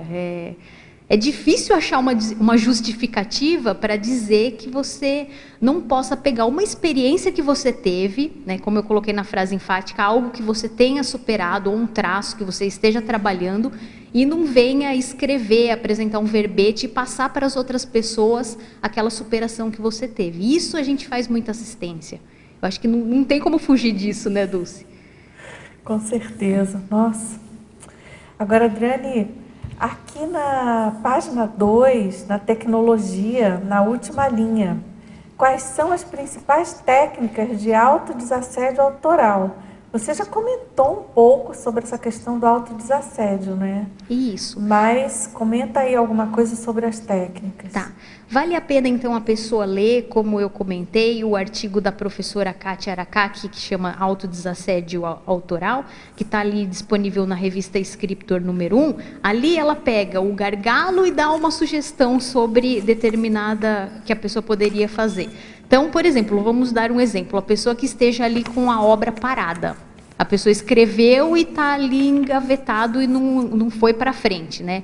Uma técnica que a pessoa poderia fazer, a retomada da obra. Então, ela lê, ela pensar sobre aquilo, ela dá para uma outra pessoa ler. Eu sei também que parece que a Uniescom, eles têm um trabalho, né, Dulce, de acompanhamento, assim, autoral. Tem algumas atividades, né? Eu não sei, assim, te dizer exatamente quais nesse momento. Mas eu lembro também que uma vez eu ouvi o professor João Paulo falando aqui num círculo. A Sandra acabou de chegar, ela vai poder daqui a pouco falar para a gente das atividades. Mas que bom. Tinha atividade da preceptoria, atividade da assessoria, que é a leitura do livro, né? A pessoa entrega. Isso ajuda bastante. E os autores já da própria Unescom, eles participam ajudando e dando feedback, né? Um retorno. Fazendo uma crítica. Uma Sandra, ideia, tudo bom? Você chegou na hora. Sincronicidade. Uma ideia também que eu ouvi uma vez o professor João Paulo falando aqui no Círculo Mental Somático é assim, a pessoa, às vezes, o que ela faz? Ela escreve o livro inteiro ou quase inteiro e aí só depois ela vai mostrar para alguém. Então ele deu a ideia da pessoa escrever 1 ou 2 capítulos e já submeter à apreciação, porque aí se tiver alguma sugestão, a pessoa não vai ter que reescrever o livro inteirinho, e então ela mostrou, né, mais ou menos qual é a linha e tal, e depois ela vai escrevendo aos poucos. Uma coisa que é importante, assim, não sei se ainda está fazendo essa atividade, né, Sandra, mas eu penso que sim. Não. Às vezes a pessoa só tem um índice do livro, ela tem uma ideia do que ela quer escrever. Já vale a pena ela procurar assistência da pessoa mais técnica no assunto. Exatamente. E daí já vai ajudar a encaminhar, a destrinchar melhor, né, a organizar melhor as ideias. A gente estava falando, Sandra, você, muito bem-vinda, né? Chegou bem na hora, das técnicas de desassédio autoral. E o papel da Unescom, quais são as ferramentas ou os cursos que eles oferecem para que a pessoa possa... Então, a gente tem a assessoria grafopensênica que continua, e a gente dá, assim, a pessoa, ela leva o livro como estiver. Tipo assim, veio o que você tem. Você tem um sumário, você tem um primeiro capítulo, o que você tiver. Aquilo que você acabou de falar, eu concordo plenamente, né? A pessoa que deixa, assim, não mostra para ninguém o livro e acha que já está pronto para entregar, é um desperdício de tempo, né? Melhor ela fazer isso mesmo e ir passando para as pessoas. E a gente também tem os cursos, né, que nós estamos dentro da Unescom, que a gente está relançando, e tem cursos novos. O que vai acontecer agora no final, no começo, né, todo primeiro final de semana do mês, é a imersão na escrita.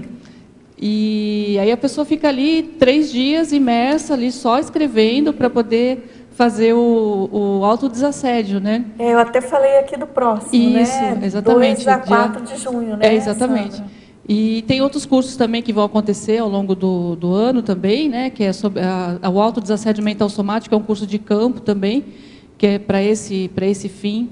E aí a pessoa ela vai, assim, ela tem ferramentas, ela tem o próprio laboratório, que é um dos laboratórios do CAEC, que é o laboratório de conscienciografologia.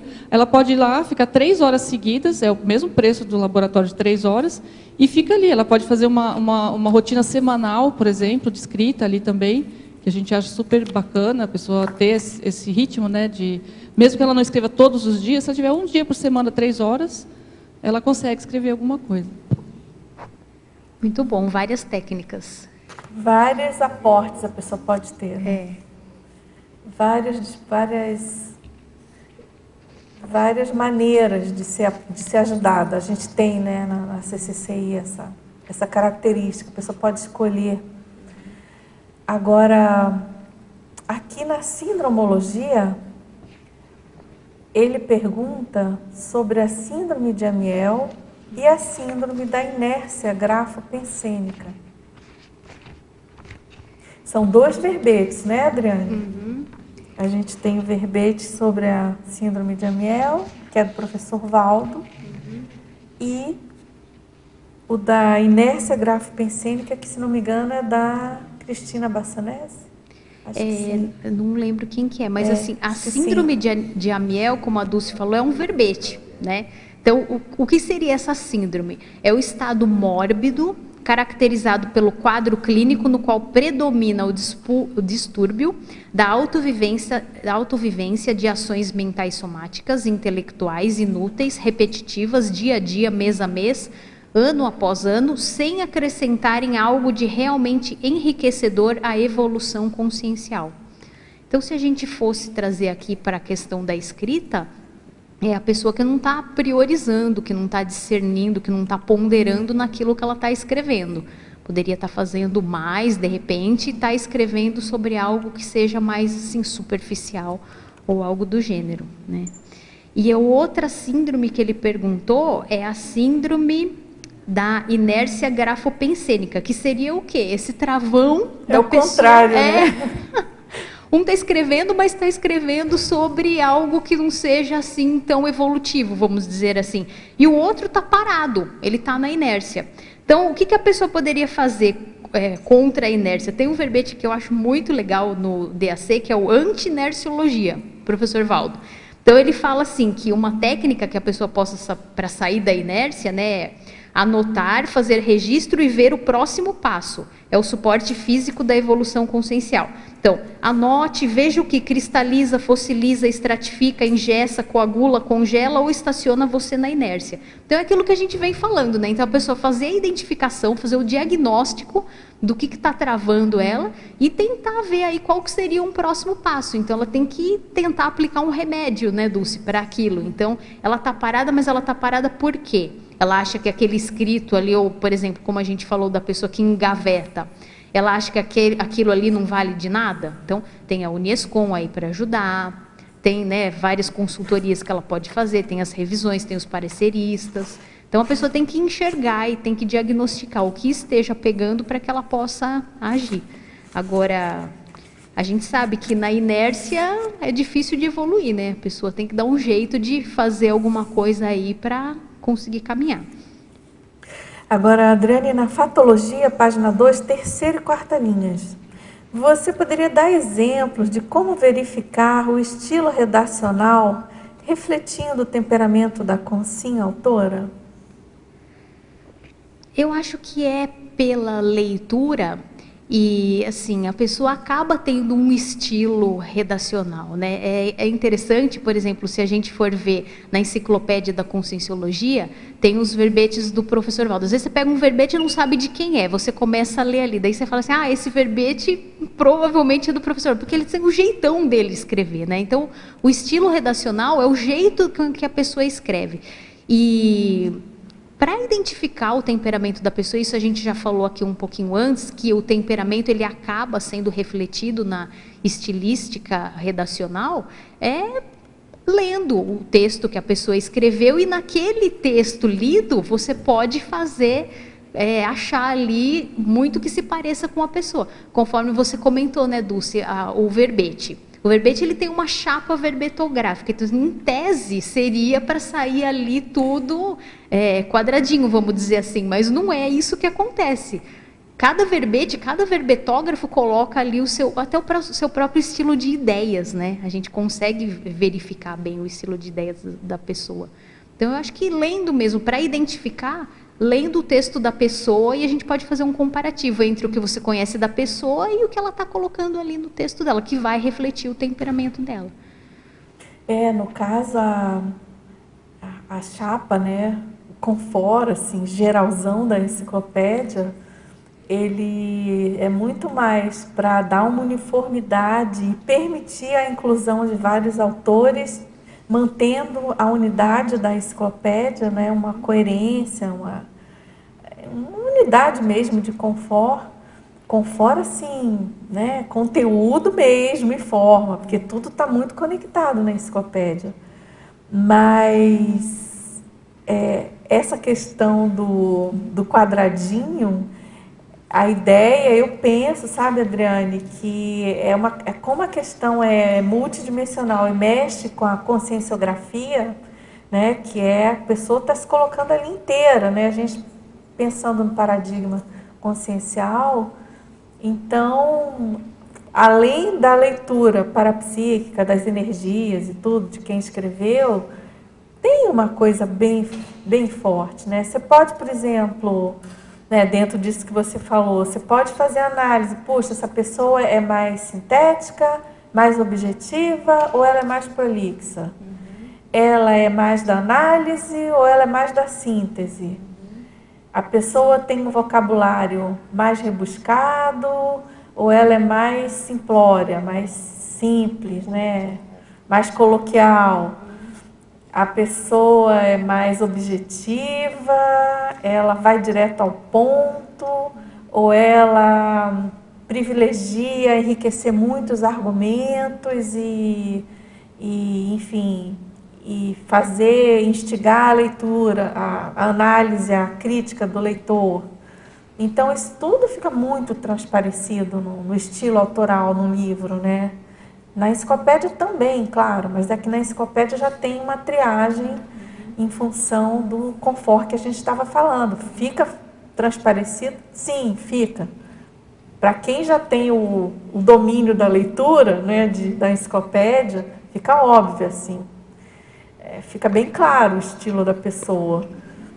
Por exemplo, tem verbetógrafo que só escreve verbete com um monte de página, embora a gente saiba que não é o ideal, né? Dito pelo próprio propositor, professor Valdo Vieira, ele já falou nitidamente, explicitamente. Fique de olho com quem escreve verbete com mais de 6 páginas, tá? Tá bem. Em função do próprio... Claro, você tem você tem as exceções, né? Mas ele falou isso do modo geral. Né? É lógico, ele mesmo tem verbetes enormes. Mas, assim, a questão da conduta exceção e conduta padrão, né? Então, esse tema estilo autoral sob o olhar da conscienciografia é muito rico, né, Adriane? Porque a gente, né, pode esticar aí, tem a questão de holobiografia, de interprisiologia, da escrita, né, restaurativa, recomposição pela escrita. Tem várias abordagens bem ricas, né, bem interessantes. E, claro, com o molho aí do curso intermissivo, né? Então, o molho da Proexis, né, que não é nada ralo, né? Molhinho denso, né? Você quer perguntar, Marilux? Adriane, boa tarde. Ah, claro, vamos lá. Eu gostaria que você explicasse o que é a síndrome de Amiel e também no paradoxo, se você pudesse expandir um pouco os dois que você menciona, na página 3.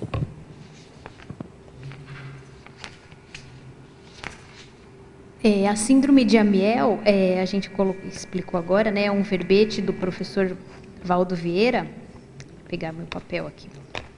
Só achar. Tá aqui. Então, a síndrome de Amiel é o estado mórbido caracterizado pelo quadro clínico no qual predomina o distúrbio da autovivência de ações mentais somáticas, intelectuais, inúteis, repetitivas, dia a dia, mês a mês, ano após ano, sem acrescentarem algo de realmente enriquecedor à evolução consciencial.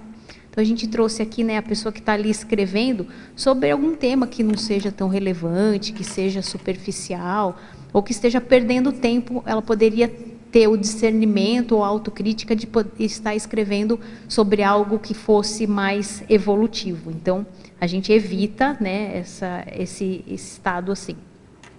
E a segunda pergunta, desculpa, qual foi que você fez? Paradoxologia. Se você puder expandir. Paradoxologia. Então, no paradoxo comunicativo da transmissão da mensagem para si mesmo, a gente traz a ideia aqui do autorrevezamento multiexistencial, que é você vai escrever um livro, você vai escrever um livro para as outras pessoas, mas a gente vai deixar aquela mensagem para a gente também. Então, por exemplo, numa outra vida, você conseguir acessar aquela escrita que você deixou. Eu dei o exemplo que o professor Valdo, no livro Homo Sapiens Reurbanizatus, deixou na dedicatória, uma dedicatória para ele mesmo, para que ele, tendo a pretensão de voltar a viver no século 22, e trabalhar com as ideias avançadas da conscienciologia. Então, essa é a ideia do autorrevezamento multiexistencial. E depois o outro paradoxo é o paradoxo de a escrita conscienciológica assistir primeiro ao próprio escritor. Também, a gente escreve o livro para os outros, mas está assistindo a gente também. Isso também acontece com a docência conscienciológica, isso acontece também com a TENEPS. Você se dispõe a ajudar as outras pessoas, mas você, às vezes, está sendo um dos maiores ajudados. A gente vai ensinar alguma coisa para alguém, mas com aquilo a gente aprende muito também, porque você vai ter que pesquisar, você vai ter que pensar sobre aquilo, você vai ter que reunir, você vai ter que saber daquele assunto para poder passar para outra pessoa. Então, isso vai enriquecer muito a você também. Adriana, na página 2, na 8ª linha, você coloca aqui a oportunidade de escrever de maneira inédita no planeta sobre a conscienciologia. E lá na bibliografia você coloca o da Dulce, o do Júlio, aqui tem a Sandra também, escritora, está aqui. Então, eles também podem dar um depoimento para nós, né? O que é sentir escrever sobre a Conscienciologia nessa... Olha, o Júlio é aves rara aqui no tertuliário. Eu daria o microfone para ele. O que você acha, Adriane? Então, eu convidei o Júlio para vir, porque então, assim, Júlio, que o tal professor Júlio, ele é autor autor desse livro aqui, ó, Qualificação Autoral. Então eu falei, gente, nada melhor do que um especialista no assunto. Ele escreveu um livro sobre como se qualificar na escrita conscienciológica. Então, Júlio, agradeço aí a sua presença. Eu que agradeço aí o aprendizado. E se não é qualquer verbetógrafo que consegue essa proeza, não, hein, Adriane? É que nós somos vizinhos, né, Júlio? Bem-vindo toda semana. Bom, assim, eu penso o seguinte, que em relação aos aportes que foi falado aí, a gente tem uma oportunidade realmente ímpar. Não só do ponto de vista de bibliografia, de todas as condições, livros, tudo que a gente tem aqui, mas sobretudo pelas pessoas que a gente tem aqui. A gente tem aqui uma variedade muito grande de especialistas em áreas diferentes, pessoas com experiências de vida diferentes, e essa interação, para mim, é um dos maiores aportes para quem quer escrever, depois da nossa experiência pessoal. Para mim, eu sou até meio suspeito para falar, porque eu sempre, desde que eu conheci a Conscienciologia, a escrita sempre foi um norte para mim, uma base, um pilar da minha ProEx, e eu acho que, em relação ao que estava sendo falado agora sobre o intermissivista ser cláusula pétrea do intermissivista escrever o livro, eu acho o seguinte: se a gente considerar que a maioria dos intermissivistas, pelo menos aqui na nossa região, né, tem faculdade, alguns têm mestrado, outros têm doutorado, eles tiveram que escrever muito para chegar nesses títulos, né? E aí essas pessoas não escreverem um livro, eu acho que fica uma coisa meio contraditória, né? Fica meio contrassenso, sendo intermissivista. Então, dentro da ciência convencional, a pessoa escreveu, produziu bastante, e aí dentro da Conscienciologia, a pessoa... Então, é preciso avaliar, ponderar esse aspecto. Agora, de modo geral, eu estou aprendendo bastante aqui, o seu verbete está ótimo, e se tem alguém que tem que agradecer, somos nós que estamos aprendendo com você. Obrigada. Tem mais algum autor? Sandra? A Sandra, a Sandra e você aí.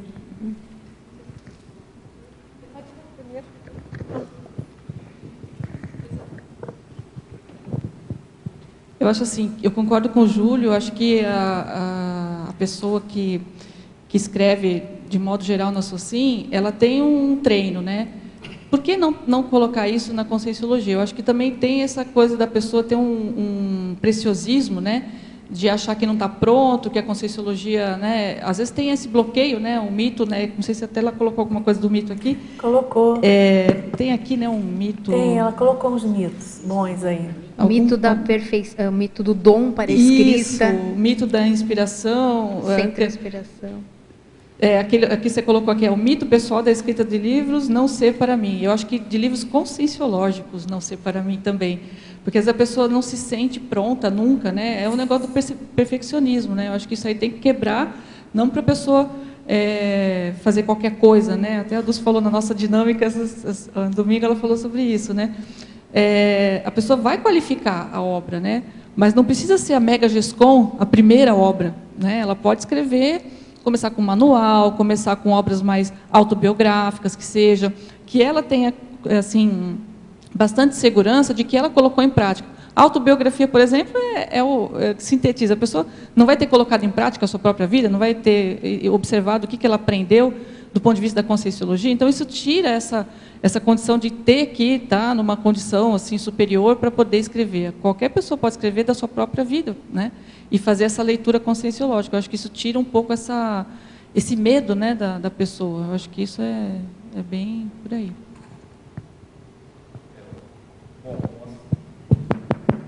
Essa questão do medo também tem muito da comparação, né?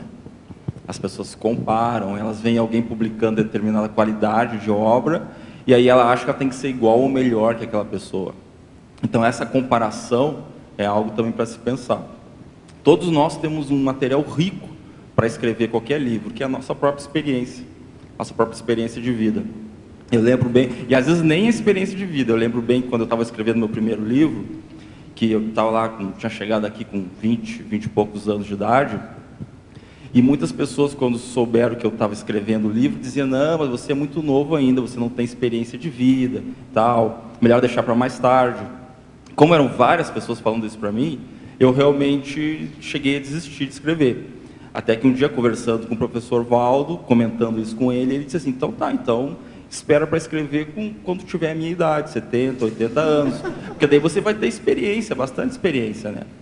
Aí ele emendou que isso era uma grande bobagem, que se aquilo que você está colocando no papel tem lógica, você tem boa intenção, você está fazendo um trabalho com dedicação, pronto. Não interessa se você tem 12, 15, 20, 50, 80 anos.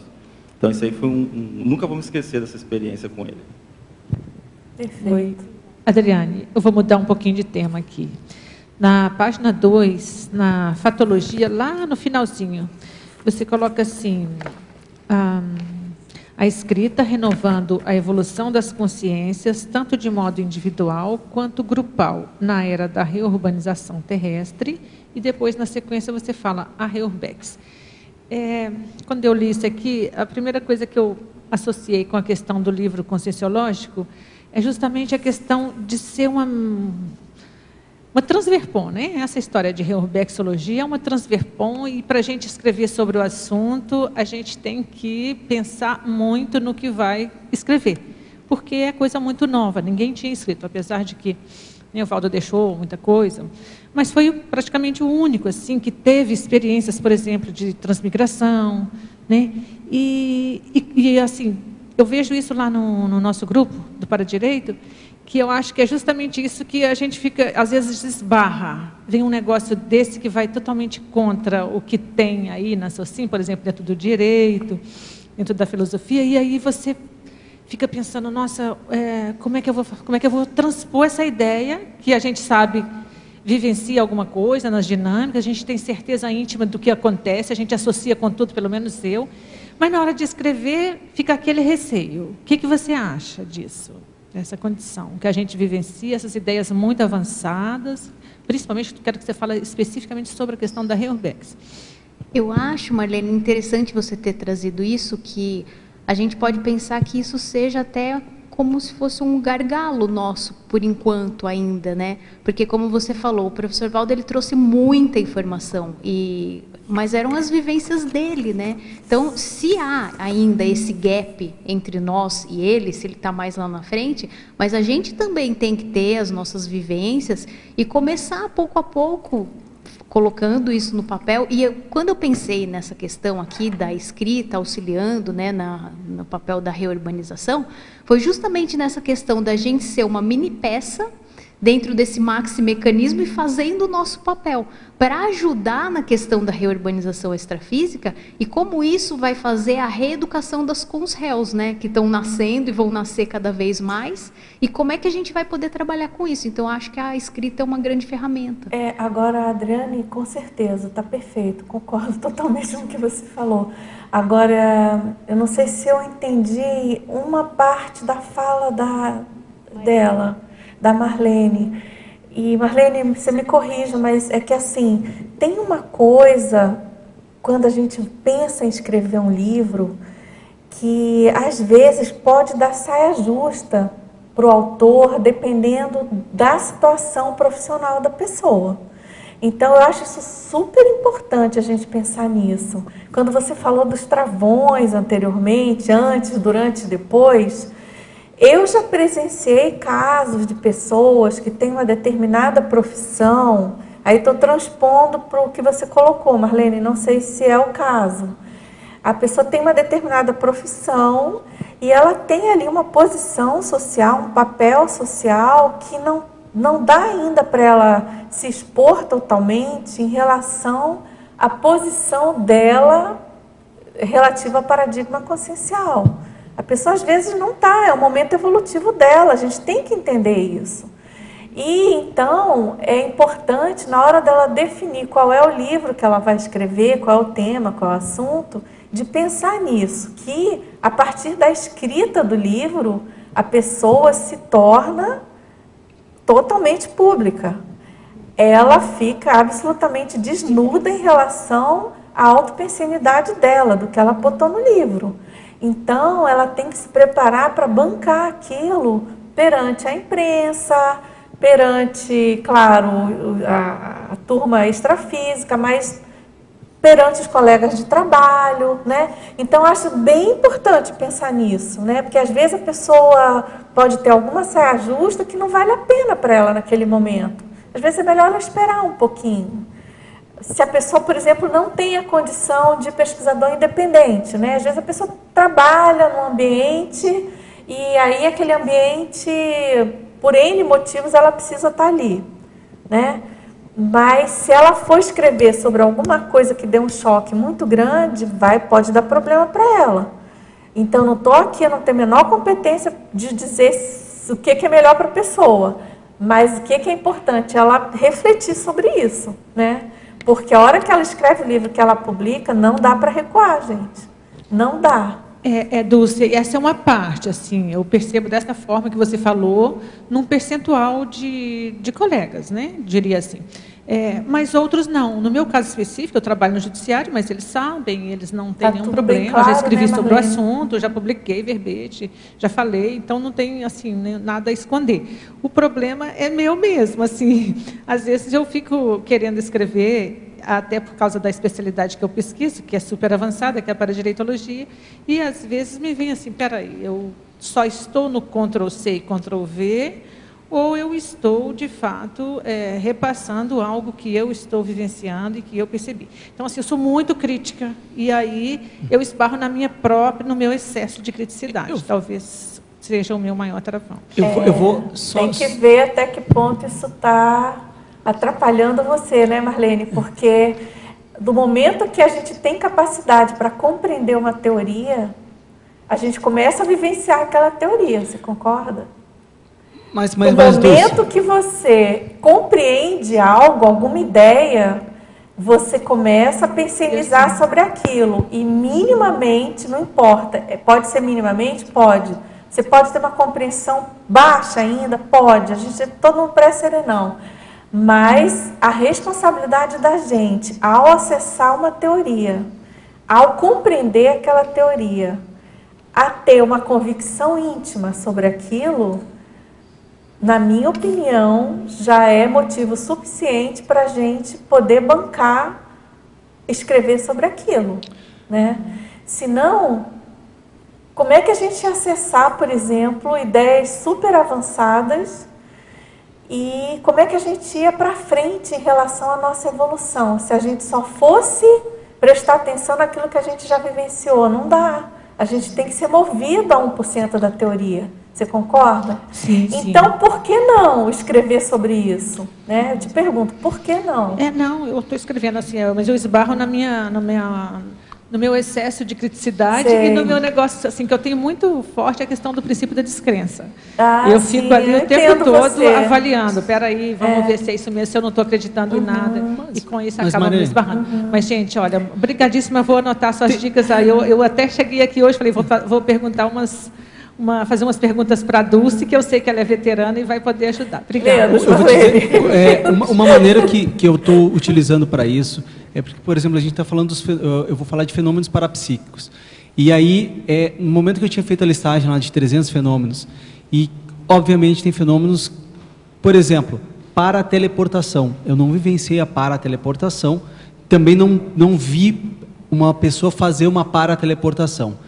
Então, esse foi um questionamento que eu fiz para o Valdo sobre essa questão de como falar de fenômenos que eu não tivesse vivenciado. Então, o que na época a gente conversou? Assim, primeiro, aqueles que eu vivenciei, eu estou inserindo casos meus também. E aí eu mostro ali, isso aqui eu passei por esse fenômeno e tal. Aqueles que eu não vivenciei, eu vou buscar o que tem de literatura, vou colocar, vou citar, vou explicar e vou justamente isso aqui, levantar como uma questão de hipótese, uma possibilidade que seja, tá? Daquele fenômeno existir ou não.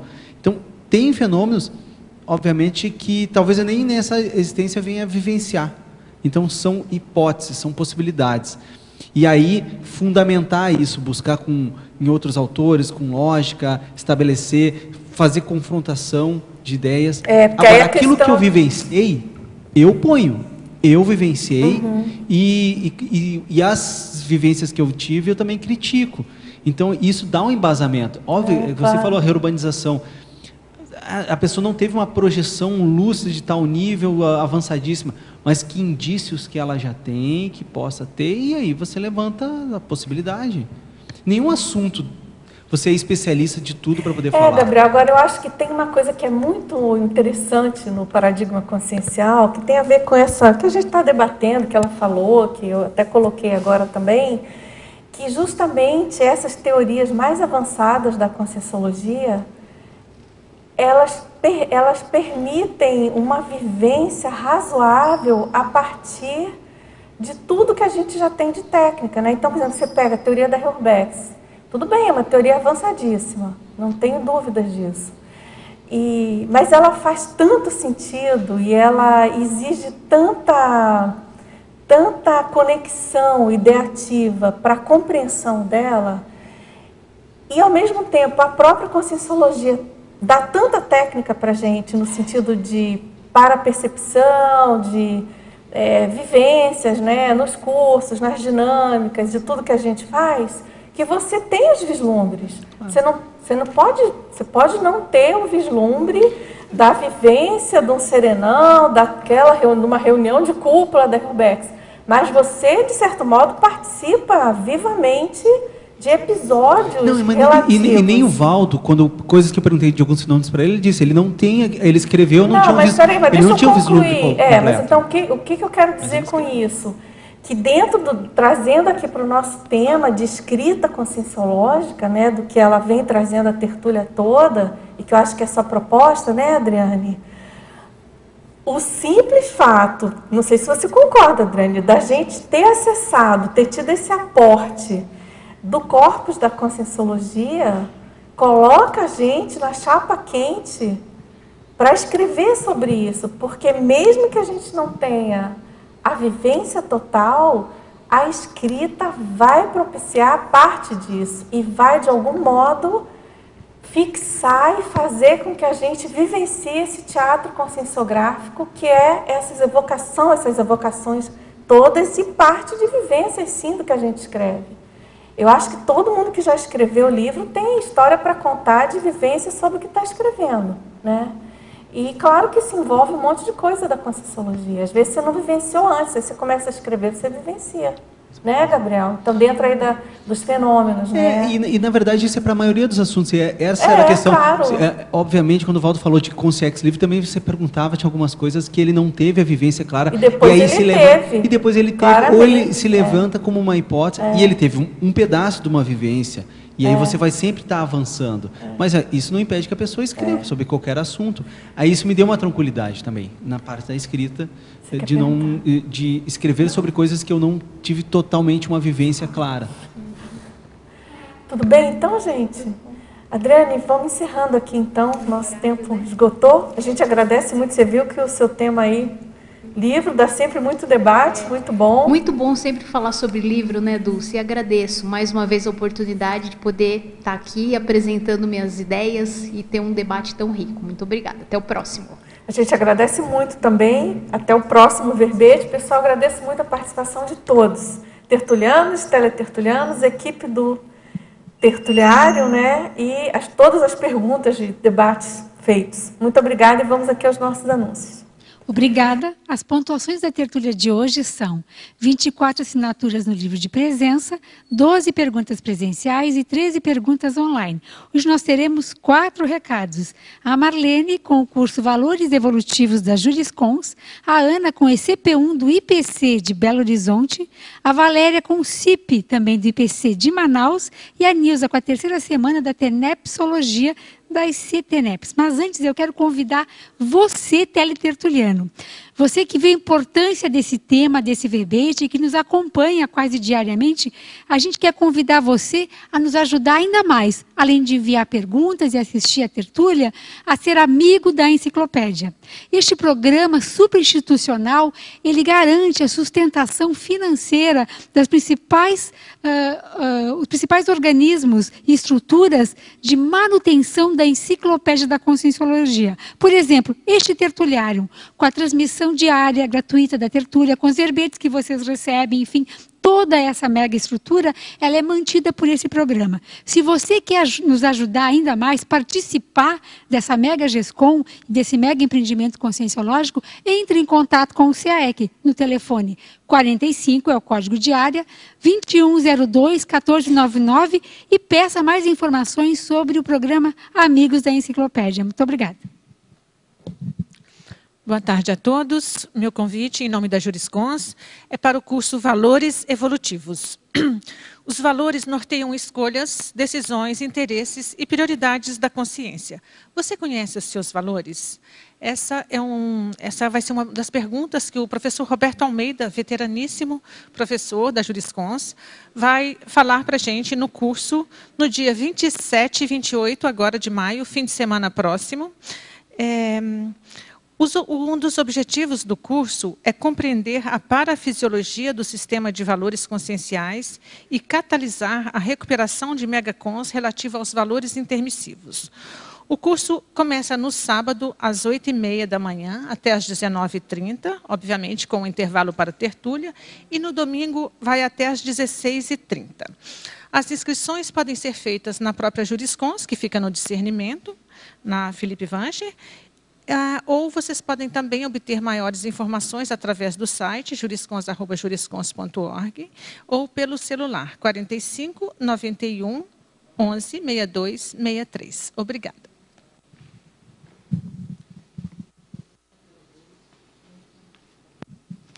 Olá, boa tarde. O IPC, Instituto Internacional de Projeciologia e Conscienciologia, Centro Educacional Belo Horizonte, convida para o ECP1 nos dias 2, 3 e 4 de junho. O ECP1, Extensão em Conscienciologia e Projeciologia, é imersão na paraprocedência pessoal, favorecendo a autoanálise, o autoconhecimento e a reciclagem íntima do interessado. O ECP1 foi proposto em 1992. É ministrado por 2 professores especializados, tendo sido aplicado quase 1000 vezes no Brasil e também no exterior. Então, se você já foi aluno dos cursos de entrada, a exemplo de CIP, CPC, Assistenciologia, Pacifismologia, participe. Dias 2, 3 e 4 de junho, no Hotel Ramada, em Lagoa Santa, Minas Gerais. Inscrições pelo site iipc.org e informações 31 32 22 0056. Obrigada.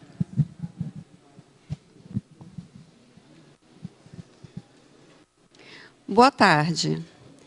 O IPC Manaus vem convidar aos tertulianos a participarem do curso integrado de Projeciologia, que vai acontecer no dia 24 de junho, aos sábados. Aqueles que tiverem interesse em aprofundar o autoconhecimento nas projeções fora do corpo, ou mesmo nos fenômenos parapsíquicos, podem procurar informações através do telefone, prefixo código de área 92 991 22 2299. Vou repetir. Código de área 92 991 22 2299. Obrigada.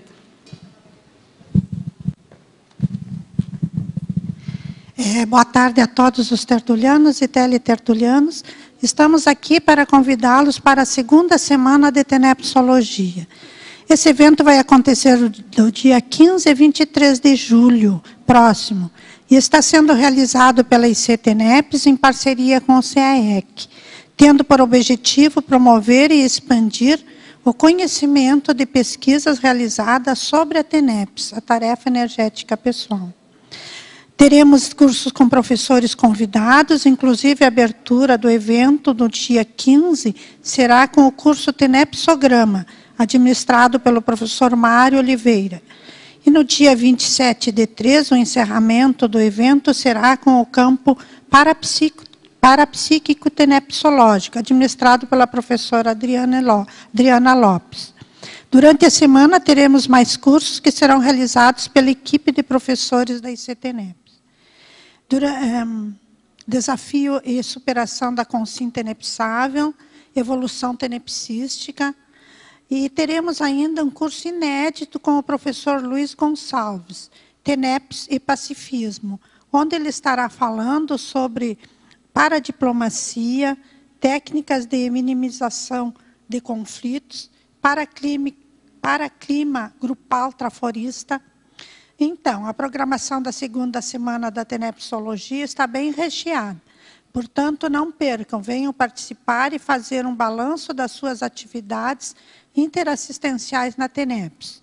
Maiores informações e inscrição na recepção do CEEC ou pelo telefone 045 3525 2652 ou o e-mail ceec@ceec.org. Aguardamos vocês. E para amanhã teremos o verbete, convidamos vocês para o verbete Convergência de Mega Interesses, a especialidade para a reurbanologia da verbetógrafa e mediadora Dulce Dal. Aguardamos vocês amanhã. Obrigada.